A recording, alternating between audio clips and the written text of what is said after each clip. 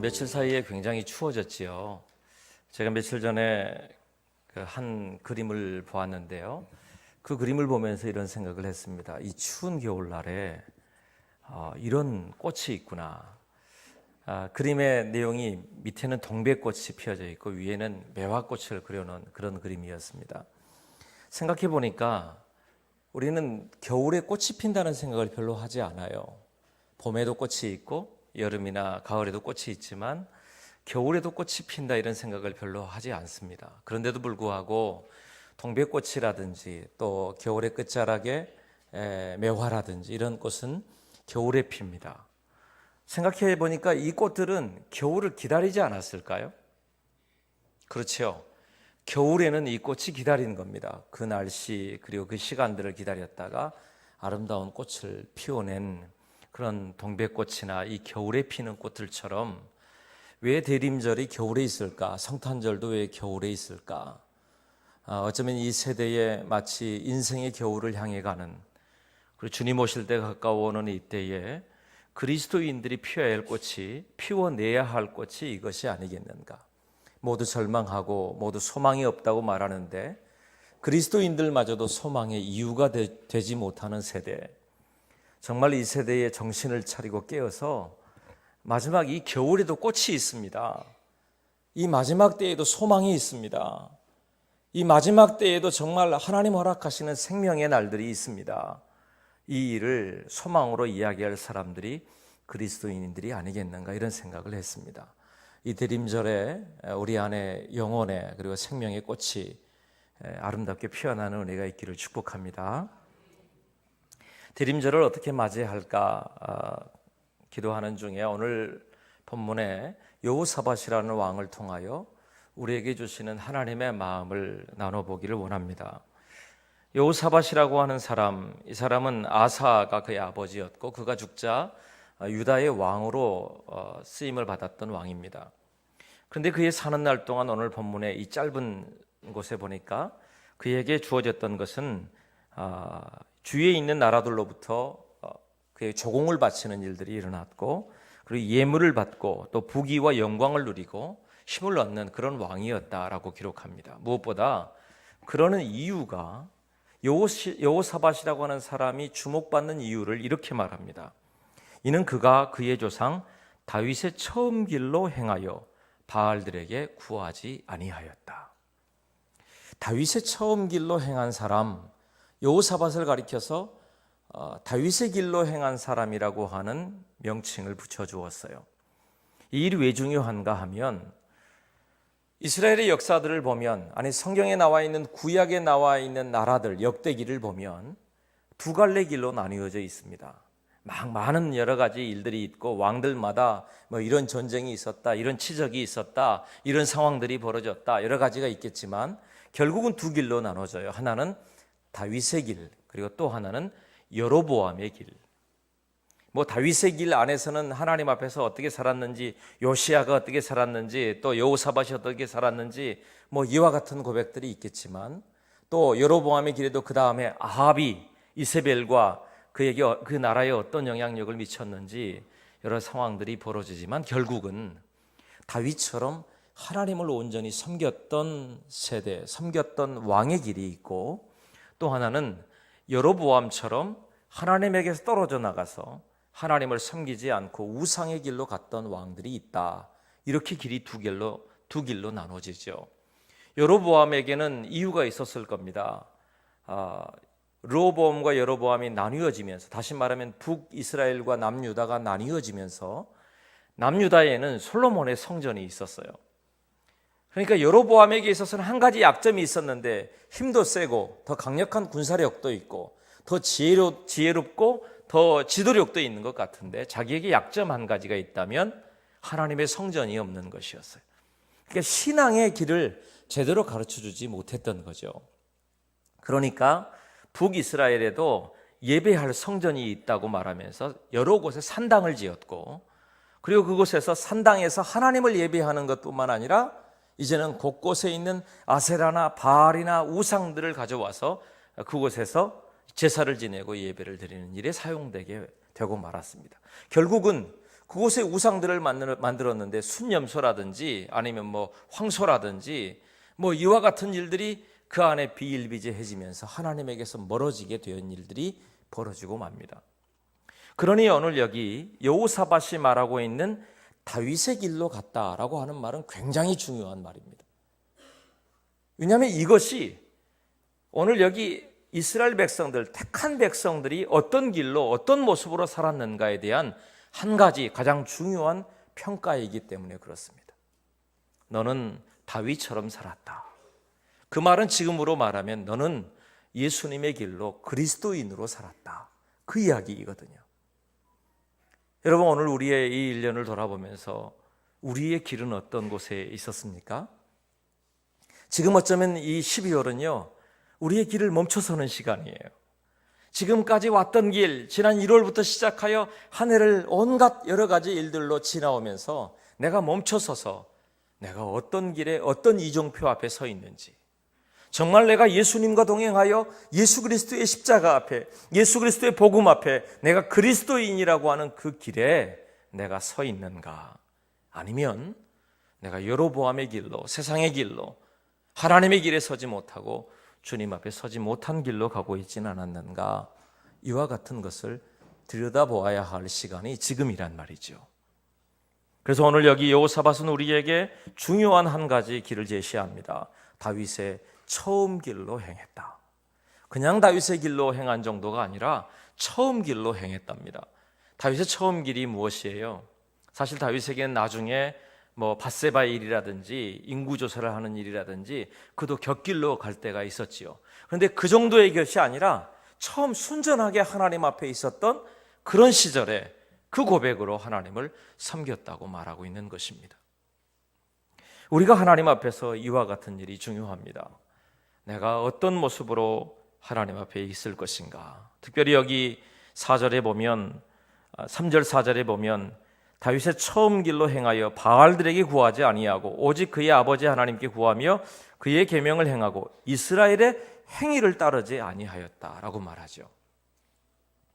그에게는 전쟁이 있었어요. 지금 이 본문 바로 앞에 보면 전쟁이 있었고 그 전쟁을 견고하기 위하여 하기 위하여 성벽을 건축하고 뭐 나름대로의 군대를 편성하는 일들이 앞에 있습니다. 그런데 그 모든 전쟁 앞에서도 그가 선택했던 길은 바알을 의지하지 아니하고, 사실 여기 바알이라고 하는 것은 그 시대에 가장 가까이에 있는 현실적인 신이었어요. 현실이었단 말이에요.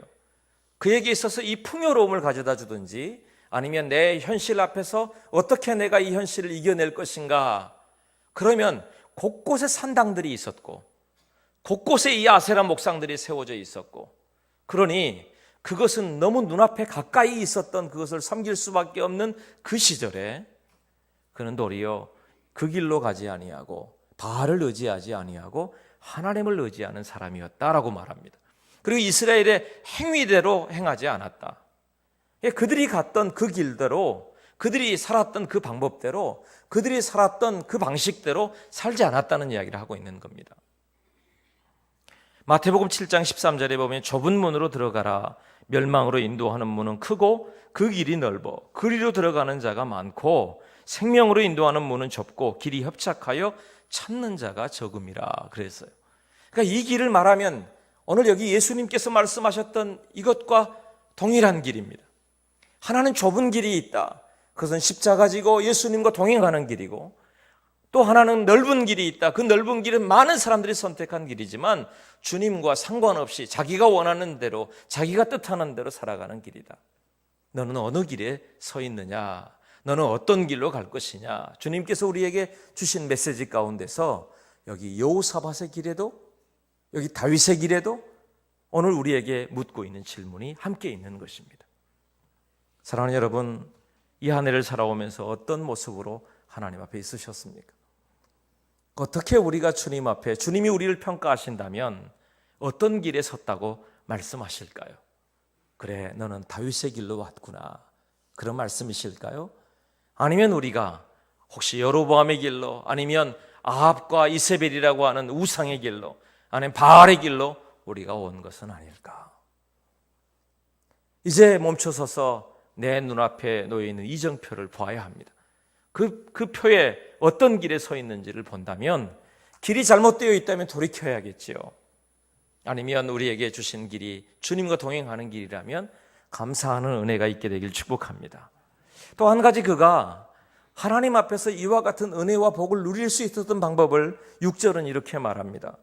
그가 전심으로 여호와의 길을 걸어 산당들과 아세라 목상들도 유다에서 제거하였더라. 이 전심으로라고 하는 말은요, 그의 마음을 들어 올렸다 이런 뜻이에요. 그의 마음을 들어 올려서 하나님께 드렸다. 전심으로 온 힘을 향해 하나님께 드렸다는 것을 말하고 있는 겁니다. 우리는 때로 다윗의 길에 대한 이야기를 하면 우리가 부담이 느껴져요. 다윗이니까 그렇게 하죠. 우리의 삶의 현실 가운데 그렇게 살기가 얼마나 버거운지 모릅니다. 이런 이야기를 하죠. 그런데 여기 여호사밧이 우리에게 가르쳐주는 한 가지가 다윗의 길은 그런 거창하고 어마어마한 길만이 아니라 그냥 네 마음이 전심으로 어디를 향하여 있느냐 이걸 묻는 것이란 말이에요. 여호사밧은 가르쳐주고 있는 겁니다. 내 마음을 들어서 나는 하나님께 드렸습니다. 우리가 살아왔던 길 속에 우리의 마음이 어떤 방향에 전심으로 가 있었는지를 보면 안다는 겁니다. 내 마음이 지금 어느 방향을 향하여 내 마음이 향해 있는지를 보라는 겁니다. 내가 어떤 곳에 마음이 쏠려서 그 마음이 가 있는 곳에 우리가 가는 길이 결정되는 것 아닙니까? 마음이 그냥 가는 게 아니라 내 마음이 완전히 전심이 되었어요. 들어서 그곳에 갖다 바치고 말았어요. 그러니까 그 길로 가는 것 아니겠어요? 결국 하나님 앞에서 내 마음의 방향이, 내 마음의 전심이 어디를 향하여 있는지를 살펴보는 겁니다. 그것이 좁은 길이요, 또한 그것이 넓은 길에서 좁은 길로 돌아설 수 있는 방법이라고 말하고 있는 것입니다. 제가 얼마 전에 우리 막내 아이가 주일날 오후였던가 예배가 끝나고 이제 저녁 되기 전에 잠깐 낮잠을 잤나 봅니다. 일어나더니 제게 나오자마자 아빠 저 꿈을 꿨어요. 그래요. 그래서 무슨 꿈을 꿨니? 그러니까 제가 꿈에 두 갈래 길이 있었다는 겁니다. 하나는 좁은 길이 있었고 하나는 넓은 길이 있었는데 자기가 좁은 길로 가더래요. 저는 이런 영성 깊은 아들을 두고 있습니다. 제가 짐작이 되어져서 아들을 안아주고 그랬느냐고 칭찬해 주었지만 다시 제가 물어봤어요. 혹시 오늘 오전에 전사님 설교가 뭐였어? 그랬더니 좁은 길과 넓은 길에 관한 것이었다는 겁니다. 그런데 그 이야기가 갑자기 오늘 말씀을 준비하는데 생각나는 겁니다. 그리고 이런 생각이 들었어요. 그래, 어쩌면 우리가 말씀은 많이 알고 있는데 그 말씀이 우리에게 들어올 때 이 아이처럼 말씀이 들어오면 들어온 대로 그대로 꿈이 될 수는 없을까? 우리가 시간이 지나고 신앙은 깊어가고 우리가 신앙의 연륜은 많아진다고 하면서도 하나님의 말씀이 들려올 때 그 말씀 그대로를 받아들이지 못한 것이 언제? 늘 우리의 모습이 그런 것 아닌가? 아이들처럼 말씀이 들려오면 그대로 내 속에 들어오고 말씀이 들려오면 그대로 내게 있어서 꿈이 되고 그대로 그것이 내 삶이 되고 그것이 그대로 내게 있어 적용이 될 수 있는 그것이 은혜가 아닐까? 결국 여기 주의 말씀이 우리 속에 들리기는 들리는데 그 말씀이 나와 상관없는 말씀이 되어버리고 말 때 우리는 어쩌면 우리의 이정표도 우리의 길도 잊어버리고 망각하고 말지도 모릅니다. 주님 우리에게 말씀하시죠. 내가 길이다, 그리고 진리다, 생명이다. 나로 말미암지 않고는 아버지께로 갈 자가 없다.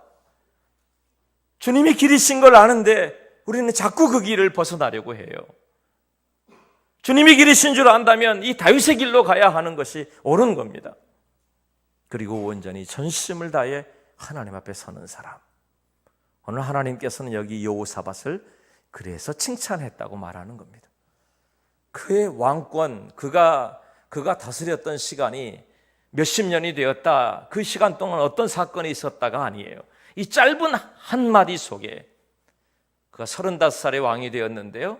그 왕이 되고 난 이후에 그의 왕이 되고 난 결과가 뭐냐면 하나님의 길, 다윗의 처음 길로 행했다고 말하고 있는 겁니다.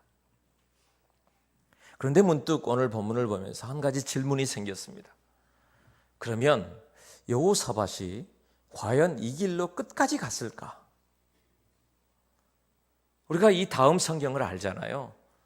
이 역대하 18장, 그 다음에 그 이후의 성경을 보면 여호사밧이 금방 흔들려서 또 그 당시에 북이스라엘의 왕이었던 아합, 그 다음에 아하시아 때까지 이 여호사밧이 계속 평화 모드를 찾기를 원했어요.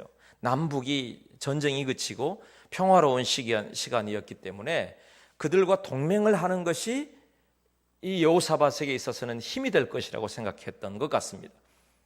그래서 그 아합의 딸과의 여기 여호사밧의 아들과의 결혼도 성사시켰고, 그리고 연합해서 뭔가를 행하려고도 했습니다. 그런데 하나님께서는 아합도 그랬고 아하시아도 그랬고 이보다 악한 왕이 없다고 말씀하셨거든요. 그런데 그와 함께 하면서 여호사밧도 어느 순간인지 모르게 하나님의 길을 떠났어요. 하나님의 길대로 행하지 않았어요. 그러니까 하나님께서는 놀랍게도 예후라고 하는 선견자를 보내서 여호사밧에게 경고하죠. 네가 하나님의 길을 떠났다. 그러니 하나님께서 너에게 진노하셨다. 그때 어떻게 했나요? 참 여호사밧이 놀라운 것은 바로 그것입니다. 여호사밧이 그 길에서 멈춰 있지 아니하고 바로 그가 하나님 앞에 돌아오는 것을 보여줍니다. 역대하 19장에 보면 하나님의 아들 선견자 예후가 나가서 여호사밧 왕을 맞아 이르되 왕이 악한 자를 돕고 여호와를 미워하는 자들을 사랑하는 것이 옳으니까 그러므로 여호와께로부터 진노하심이 왕에게 임하리이다. 이 말을 듣자마자 예후가 여호사밧이 했던 일이 뭘까요? 아무 말 없어요. 변명을 한다든지 자기가 이런 일 때문입니다라고 말하는 게 아니에요. 바로 그 시간부터 짐을 싸서 유다 땅을 돕니다. 그리고 곳곳에서 하나님의 말씀을 다시 한번 나누고, 그리고 하나님의 말씀 앞에서 어떻게 그 법을 집행하고 어떻게 다스려야 될 것인지를 다시 돌아오게 됩니다. 조금 전에 우리 집사님 찬양했던 것처럼 나는 아무것도 못합니다 라고 하는 고백을 누가 했느냐? 여호사밧이 했어요. 아람과의 전쟁이 바로 그 이후에 있었는데, 그때 역대하 20장에 보면 우리 하나님이여 그들을 징벌하지 아니하시나이까 우리를 치러 오는 이 큰 무리를 우리가 대적할 능력이 없고 어떻게 할 줄도 알지 못하옵고 오직 주만 바라보나이다. 이게 누가 했어요? 여호사밧의 고백이었어요. 여호사밧이 하나님 앞에서 어느 순간 보니까 길을 잘못 들었어요. 그러나 예후가 아니면 주의 말씀이 그의 귀에 들릴 때에, 그의 마음에 들릴 때에 다시 돌이켜서 하나님의 길로 돌아왔다는 이야기입니다. 하나님의 길에 다시 서게 되었다는 것입니다. 나중에 보면 아하시아와 연합해서 배를 만들고 그 배가 다시 깨지기도 하고 여러 가지 일이 있었지만, 분명한 것은 그가 다시 하나님의 길에 서고자, 하나님 앞에 서고자 그가 온 힘을 다했던 왕이 분명합니다. 그러다 보니까 제가 여기 다윗의 처음 길이라고 하는 것, 이 말씀이 마음에 걸렸어요. 왜냐하면 다윗의 나중 길은 그럼 도대체 어떤 길이었단 말인가, 이런 생각이 들었거든요. 그죠? 다윗의 처음 길은 하나님을 전심으로 섬기고 하나님 앞에 있었던 사람인데, 다윗의 나중 길이 있었겠다 싶은 거죠. 다윗에게 어떤 일이 있었습니까? 밧세바를 범한 범죄함이 있었지요. 나단 선지자의 책망이 있었습니다. 그가 통곡하며 하나님께 돌아옵니다. 그리고 또한 그뿐만 아니라 나중에 그가 인구조사를 합니다. 아니, 인구조사하는 일이 특별한 일입니까? 아니요. 그 인구조사하는 일을 통해서 다윗 속에도 잠시 동안 교만함이 들어온 거예요.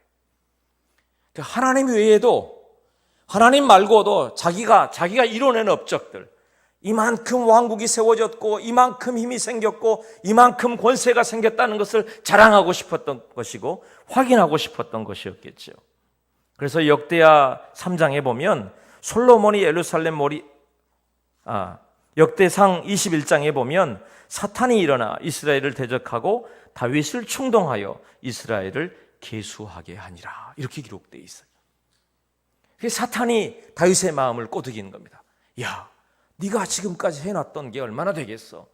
네가 얼마나 열심히 살았어? 네가 얼마나 전심으로 살았어? 이 정도면 네가 한번 네 권력, 네 힘을 과시할 때가 되지 않았어?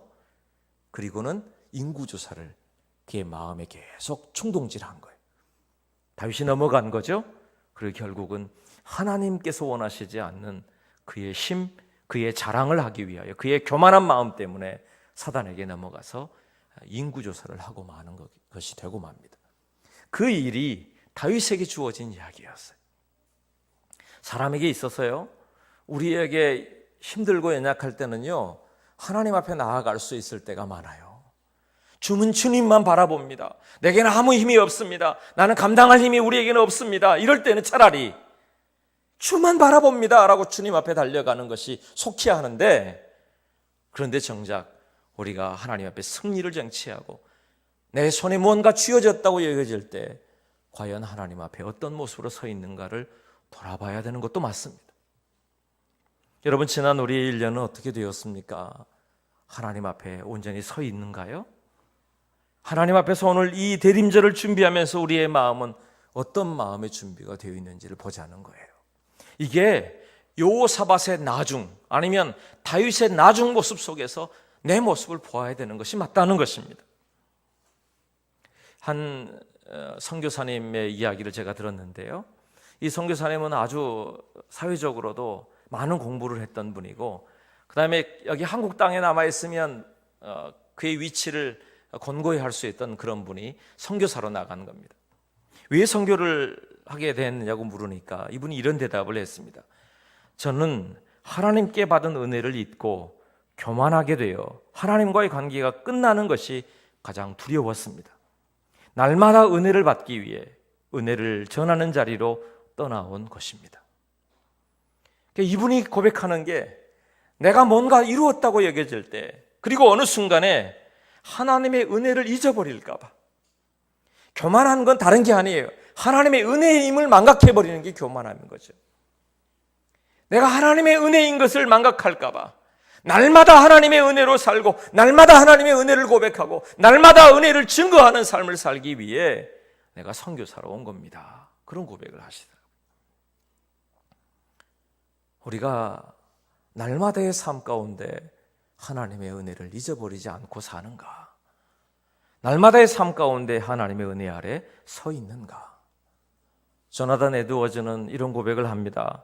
영적 교만의 본질은 자기 자신에 대한 지나친 확신 때문이다. 우리에게 있는 죄의 시작이, 어쩌면 교만함의 시작이 내가 가지고 있는 내 안에 너무 큰 확신 때문이라는 거예요.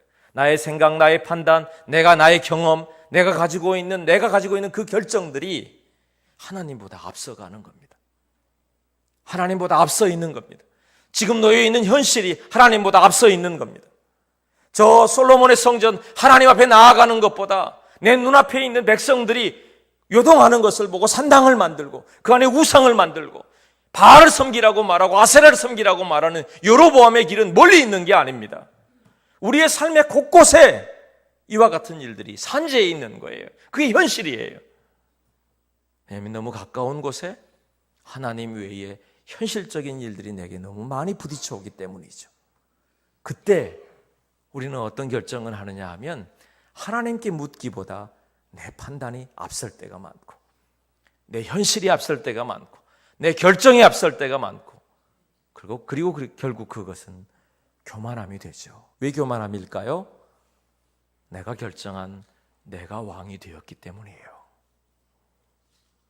내가 결정한 나의 길로, 내가 원하는 길로, 그것이 바로 여호사밧이 아닌 여로보암의 길이거든요. 다윗이 아닌 여로보암의 길이요, 아합의 길이거든요. 하나님 앞에 서서 하나님의 은혜를 구하는 은혜가 있게 되길 축복합니다. 예수 그리스도 외에 나의 길이 없다는 것을 명확히 알고 주 예수의 길로 가기를 축복합니다. 그것이 우리에게 허락하신 은혜란 말이죠. 그럼에도 불구하고 내 속에는 지금까지 길을 돌아보면 이 말씀들이 계속 우리의 마음에 부담이 되는 게 뭘까요? 이유가 무엇일까요? 다른 게 아니에요. 로마서 7장에 사도 바울의 고백이 이렇습니다.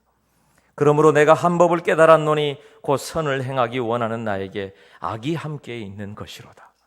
내 속사람으로는 하나님의 법을 즐거워하되 내 지체 속에서 한 다른 법이 내 마음의 법과 싸워 내 지체 속에 있는 죄의 법으로 나를 사로잡는 것을 보는도다.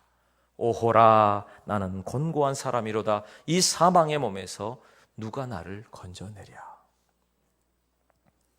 사도 바울의 고백이 공감이 되지 않습니까? 아, 그래요. 저도 그렇게 살고 싶어요. 저도 정말 하나님 앞에 살고 싶고 다윗의 길로 가고 싶고 예수님의 길로 가고 싶고 정말 하나님이 기뻐하시는 삶을 살고 싶어요. 그런데 내 속을 들여다보니까 하나님 앞에 서 있는 내 모습이 있는 반면에 또 하나는 죄악이 나를 묶고 나를 사로잡는 것 같은 내 안에 있는 악함이, 연약함이 끊임없이 내 안에 있더라는 거예요. 그래서 이렇게 탄식하고 고백하는 겁니다. 오호라, 나는 곤고한 사람이로다. 오호라, 나는 어쩔 수 없는 사람이로다. 내가 어찌할까?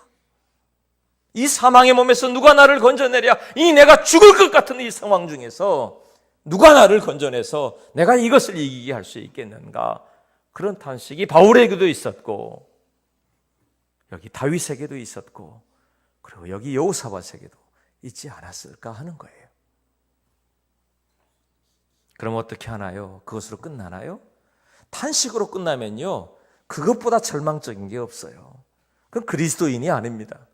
왜냐하면 우리에게 절망을 가져다 주는 것은 우리의 죄악만 명확히 보이는 것은 율법으로 끝나는 것이거든요. 그 다음 우리에게 허락하신 은혜가 있어요. 그것이 십자가입니다. 로마서 8장 1절에 그러므로 이제 그리스도 예수 안에 있는 자에게는 결코 정죄함이 없나니 이는 그리스도 예수 안에 있는 생명의 성령의 법이 죄와 사망의 법에서 너를 해방하였습니다. 아멘. 그게 십자가란 말이에요. 내가 할 수 없는 일인데 주님의 은혜 앞에 가는 겁니다.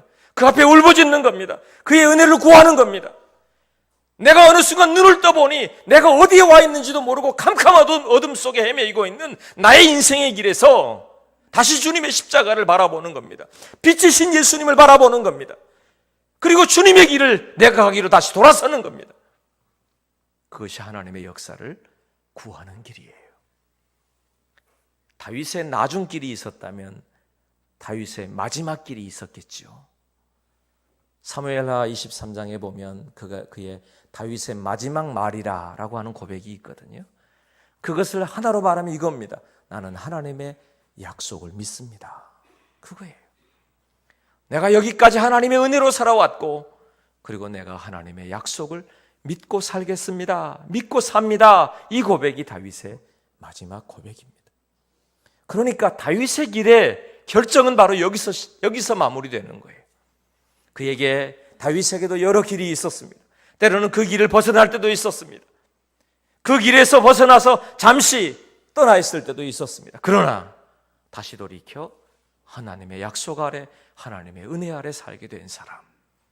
그리고 다윗의 마지막은 무엇을 준비했죠? 그래요, 성전 건축을 준비했어요. 실제로 솔로몬의 성전이라고 말하고 솔로몬이 지은 것 같지만 그의 아버지 다윗이 거의 준비해 놓은 겁니다. 온 힘을 다해 하나님의 집, 온 힘을 다해 하나님 앞에 서기를 위해서 온 힘을 다했던 사람. 역대하 3장 1절에 보면 솔로몬이 예루살렘 모리아산에서 여호와의 전 건축하기를 시작하니 그곳에 전에 여호와께서 그의 아버지 다윗에게 나타나신 곳이요 여부수 사람 오르난의 타작마당에 다윗이 정한 곳이라. 그렇죠. 다윗이 이미 다 준비하고 애쓰고 힘썼던 바로 그곳. 다윗의 마지막은 그렇게 마무리되고 있는 겁니다. 여호와는 나의 목자시니 내게 부족함이 없습니다. 그의 인생의 전부를 하나님이 나의 목자 되심의 소망으로 찾아냈던 사람, 그가 다윗이에요. 그래서 다윗의 길을 이야기하고 있는 겁니다. 1986년 뉴욕 마라톤 대회의 이야기입니다. 그 후일담의 이야기 중에 이런 이야기가 있습니다. 대회 조직위원회가 대회 종료를 선언했어요. 다 사람들이 들어왔다 생각하고 종료하는 게 맞지요. 그런데 끝나고 나서 4일 정도가 지났는데 전화 한 통이 이 조직위원회에 걸려왔습니다. 아직도 대회가 끝난 게 아니라는 겁니다. 아직도 뛰고 있는 사람이 있다는 거예요. 마라톤이 끝났다고 선언한 지 4일 만에도 아직도 달려오는 사람이 있다는 전화 한 통을 받았습니다. 실제로 확인해 보니까 보브 윌랜드라고 하는 사람이 4일이 지난 그때까지도 달려오고 있는데 그는 월남전에 참전했다가 2다리를 잃었습니다. 그리고 2팔에 그 가죽 부대를 대고 그리고 열심히 그것을 달려와서 4일이 넘도록 달려오고 있었던 겁니다. 그러니 그의 기록을 보니까요, 108시간 17분 18초라고 하는 4일하고도 반나절 이상이 지난 그런 시간 동안 달려왔습니다. 아무도 몰랐죠. 이 사람이 정말 그렇게 달려오고 있었는지도 말입니다. 이슈가 되어져서 기자가 물었습니다. 어떻게 이렇게 완주하게 되었는지, 또 어떻게 다른 사람들이 다 끝났다고 이야기하는 중에도 이렇게 포기하지 않았는지에 대해서도 물었습니다. 그랬더니 그가 이렇게 말합니다. 인생은 어디서 출발했느냐는 중요하지 않습니다. 인생을 어느 곳에서 끝마쳤느냐가 더 중요합니다. 그래서였다는 겁니다. 내 삶을 마무리할 때 어떻게 할 것인지, 내가 이 일의 끝에서 내가 어느 방면에 어느 위치에 어떤 자리에 있을 것인지를 그의 고백 속에서 정말 위대한 감동으로 들려질 수 있게 됐다는 거예요. 오늘 우리도 그렇습니다. 이 한 해를 살아오는 동안 여러분 주의 길로 오셨습니까? 그런 분이 계시다면 온 힘을 다해 박수해 주기를 원합니다. 그런데 여러분 때로 여기 여호사밧처럼 혹시 다른 길에 서서 길을 헤매이거나 다른 길로 들어서서 낙심해 있거나 캄캄한 어둠 중에 내가 왜 이곳에 서 있는가, 그렇게 어려움 중에 있는 분도 혹시 계십니까? 괜찮습니다. 중요한 게 이거예요. 다시 내 자리에 서서 지금 내 눈앞에 보이는 이정표에 뭐라고 기록되어 있는지, 어떤 길이라고 기록되어 있는지를 확인하고 다시 예수 그리스도의 십자가를 적용하고 예수님과 마주하고 예수님의 손을 붙들고 다시 좁은 길에 서면 되는 겁니다. 다시 다윗의 길로 서면 되는 것입니다. 다시 예수 그리스도의 길로 서면 되는 줄로 믿습니다. 주 안에 있게 되길 축복합니다. 주님 앞에 서는 거예요. 내가 내 힘으로가 아니라 주의 은혜와 주의 능력으로 말이에요. 로마서 6장 6절에 보면 우리가 알거니와 우리의 옛사람이 예수와 함께 십자가에 못 박힌 것은 죄의 몸이 죽어 다시는 우리가 죄에게 종노릇 하지 아니하려 함이니. 우리가 죄에게 종노릇 했답니다.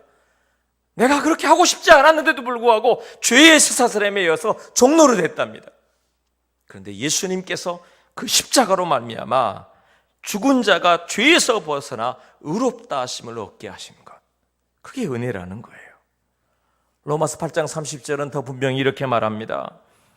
또 미리 정하신 그들을 또한 부르시고 부르신 그들을 또한 의롭다 하시고 의롭다 하신 그들을 또한 영화롭게 하셨느니라. 누가 정하셨어요? 하나님이 정하셨어요. 누가 부르셨어요? 하나님이 부르셨어요. 누가 의롭다고 하셨어요? 하나님이 의롭다 하셨어요. 예수님께서 의롭다고 하셨어요. 그리고 우리를 영화롭게 하시는 자리에 있게 하시는 것, 그것이 하나님께서 우리에게 허락하신 은혜라 말하는 겁니다. 그래서 이제 보는 거예요. 그래, 내가 지금 어떤 길에 서 있나, 내가 지금 어떤 길로 가고 있나, 그리고 어떤 길로 가서 다시 하나님 앞에 설까, 어떤 길에 서서 다시 한번 주의 은혜를, 주의 긍휼을, 주의 역사하심을 내가 맛보며 다시 주님의 길로 갈 수 있을까. 한 해를 마무리하며 대림절의 은혜를 주신 것은, 성탄절의 은혜를 주신 것은 바로 여기 우리의 길을 다시 한번 정하시고 주의 길에 서게 하심을 믿습니다. 그 길에 서게 되길 축복합니다. 말씀을 맺겠습니다. 예수를 깊이 생각하라라고 하는 책을 쓴 유기성 목사님의 간증입니다. 목사님은 부흥되는 교회에서 목회하다가 건강하고 행복하게 은퇴하겠다는 것이 삶의 목표이셨답니다. 그런데 그렇게 되리라고도 믿었답니다. 그런데 13년 전 아내가 암으로 수술을 받은 때에 그때부터 모든 게 다시 생각되었다는 거예요. 그것이 큰 변화의 시작이 되었답니다. 내가 무엇을 위해 사는가? 또 잠시 우리가 이 평안하다고 여겨지는 이 일만을 위해서 살 것인가? 그리고는 삶의 여러 가지 일들을 가지치기 해내듯이 다 가지치기 해냈다는 겁니다. 그리고 남은 것이 무엇인가 하면 예수 그리스도 바라보며 예수님과 함께 예수님을 생각하고 예수님의 길로 가자는 것밖에 남지 않더라는 거예요. 그러고 보니까 남아있는 여러 가지 문제들, 스트레스들이 다 모두 제거되고 예수님의 길, 그 길만 보이더라는 간증을 했습니다. 그 교회에 다니는 한 정신과 의사 집사님이 목사님을 만나면서 이런 이야기를 했답니다. 목사님을 뵈니까 목사님은 뒤에서 봐도 옆에서 봐도 앞에서 봐도 목사님입니다. 그랬대요. 근데 이 이야기가 처음에는 별로 좋은 이야기로 안 들렸답니다. 내가 잘하는 게 아무것도 없고 요거 한 가지만 겨우 할 수 있어서 이 길로 가는구나 이런 생각을 했다는 겁니다. 근데 나중에 정말 이 이야기가 자기 마음속에, 당신 마음속에 그래 이렇게 살기를 원한다는 소망이 되었다는 고백을 했습니다. 뒤에서 보아도 옆에서 보아도 앞에서 보아도 당신은 그리스도인입니다. 당신은 예수님 닮은 사람입니다.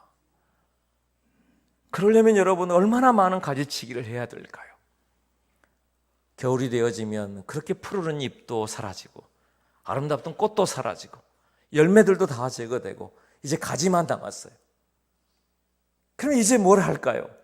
죽어있는 가지는 없는지 곁가지는 없는지 제대로 선 가지들은 있는지 중심이 어디에 있는지 살펴보고 가장 강건하게 뻗을 그리고 다시 새싹이 나고 다시 꽃을 피울 봄을 기다리는 것, 그것이 어쩌면 겨울나무를 준비하는 이 대림절의 우리의 준비가 아닐까 하는 생각이 들었습니다.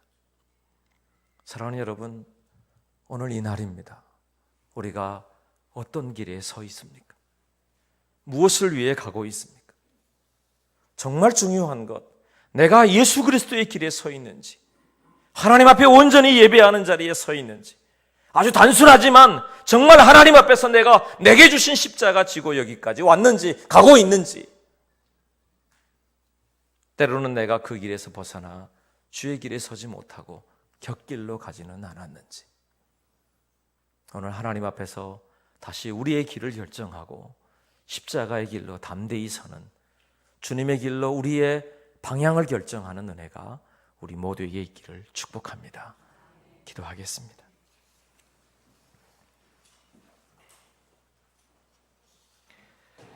주 예수 그리스도의 길로 가게 하옵소서. 때로 우리의 길이 벗어나고 연약해질 때가 있사오나 정말 주님의 길로 가게 해주시고 전심으로 하나님 앞에 서서 우리의 마음을 들여 십자가 앞에 서는 날, 이 날이 되게 하옵소서.